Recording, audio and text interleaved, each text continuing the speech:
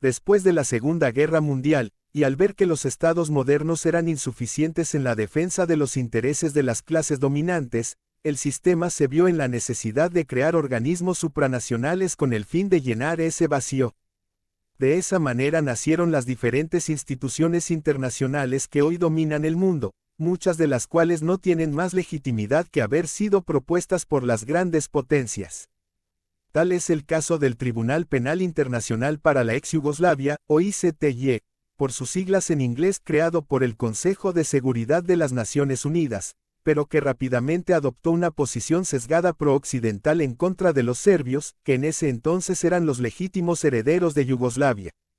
Luego de la caída del muro de Berlín y del suicidio de la Unión Soviética, los burgueses europeos se propusieron acabar con los últimos restos de socialismo en Europa.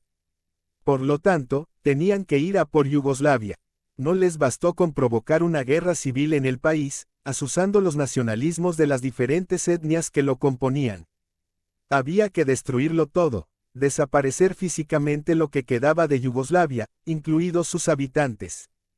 Esta es la razón del juicio en contra de Milošević, el último estandarte del socialismo en Europa. Su juicio estuvo plagado de inconsistencias e ilegalidades que fueron simplemente ignoradas por todo el mundo. No solo los medios de comunicación occidentales, sino también sus líderes políticos se encargaron de demonizar a Milošević, presentándolo ante la opinión pública como un enemigo de la humanidad, que debía ser eliminado para traer de nuevo la paz al mundo. La acusación contra Milošević se basaba en el supuesto delito de crímenes contra la humanidad, el cual se habría cometido en la guerra de Kosovo.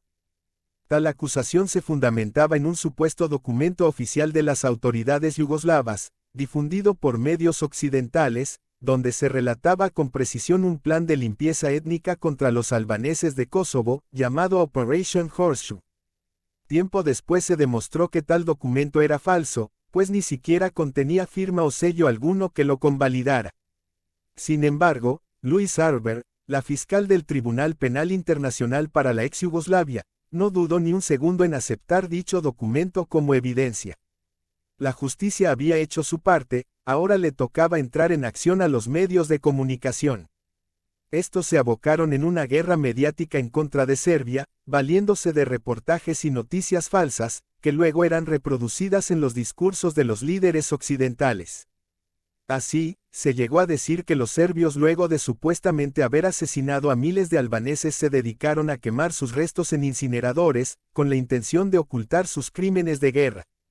Dicha acusación resultó ser falsa, tal como lo declaró un portavoz del propio tribunal, luego de que se llevara a cabo una investigación en el complejo industrial de Trepča, donde supuestamente ocurrieron los hechos. Asimismo, se conformó un grupo de médicos forenses españoles para que fuera a Kosovo y ayudara con la exhumación y autopsia de los miles de cadáveres que tanto medios como políticos occidentales afirmaban que allí había. Sin embargo, a los médicos españoles se les presentó no más de 190 cadáveres, cifra totalmente alejada de la difundida hasta entonces. Incluso el diario español El País, en una nota de prensa del 23 de septiembre de 1999, declaraba lo siguiente: policías y forenses españoles no hallan pruebas de genocidio al norte de Kosovo. Otra de las mentiras difundida por los medios hegemónicos occidentales fue que los serbios, con Milošević a la cabeza, habían forzado a los albaneses de Kosovo a abandonar sus tierras en base a una campaña de terror en su contra. La migración forzada de los albaneses fue verdad, no así la razón que Occidente esgrimió. Antes del 24 de marzo de 1999, día en que se inició el bombardeo de la OTAN sobre Serbia, nadie, ni medios de comunicación ni políticos europeos o estadounidenses, habló de un desplazamiento forzado de los albaneses que vivían en Kosovo, a pesar de que las hostilidades habían empezado hace ya casi un año.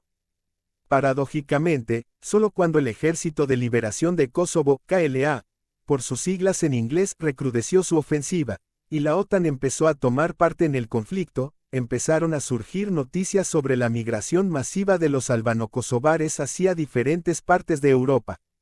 En este sentido, cabe citar a las autoridades alemanas, quienes declararon que durante los primeros meses de 1999 habían recibido un sinnúmero de solicitudes de asilo político por parte de albaneses de Kosovo. El entonces canciller alemán Gerhard Schröder, por su parte, solicitó a las dependencias judiciales que negaran dichos pedidos de asilo, argumentando que los albaneses no sufrían persecución alguna. Está claro, pues, que la acusación contra Serbia de provocar un desplazamiento forzado de los albaneses que vivían en Kosovo era completamente falsa. Con ello no queremos decir que no hubiera gente huyendo de Kosovo. Es claro que había una guerra, pero no en los términos en los que nos la contaba Occidente. Aún así, todas estas acusaciones pronto se derrumbaron, obligando a la fiscal en jefe del tribunal, la señora Louise Arber, a renunciar. Carla Del Ponte tomó a su cargo la oficina del fiscal, bajo cuya dirección no dejaron de cesar las irregularidades. Es por esto que podemos afirmar que el juicio contra Milosevic fue ilegal en todos los sentidos, y que su único y verdadero objetivo era político. Llevarlo a juicio fue la alternativa que Occidente encontró ante el fracaso de su plan para asesinarlo. Recordemos que Milosevic fue víctima de un intento de magnicidio por parte de la OTAN, a través de un ataque aéreo directo contra su casa, el 22 de abril de 1999.